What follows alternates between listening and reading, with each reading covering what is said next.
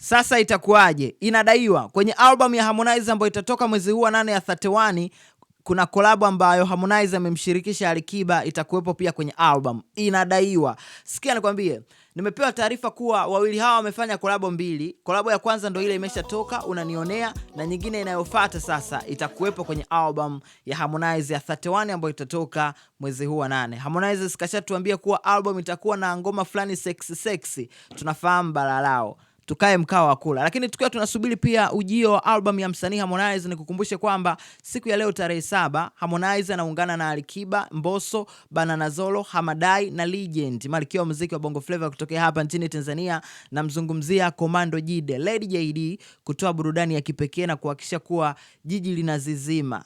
Ili si ndo linaitaga jiji la mzizima. Sasa leo wanalitetemesha.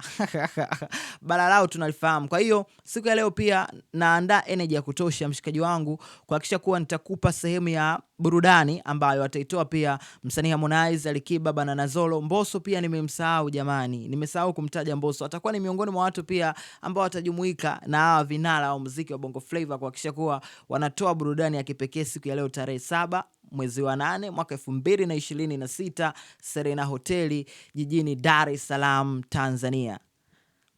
Anaitwa Konde pale, King Kiba pale, Mbosokani hapa, Banana Zolo, Hamadai, malkia huyu hapa, Lady JD. Utake nini mshikaji wangu?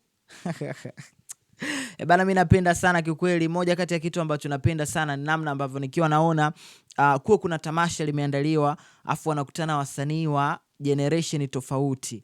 Yani ukiangalia generation ya kina Alikiba miaka 20 na kuendelea, generation fulani ya kina Banana Zolo. Hivi Banana Zolo wanakaa pale kwa Alikiba lakini Lady JD, Alikiba nafikiri na Banana Zolo wanakaa kwenye generation moja. Lakini Harmonize, Mbosso, Hamadai nafikiri pia nao wana generation yao. Mimi naitwa Bounce, na mimi generation gani?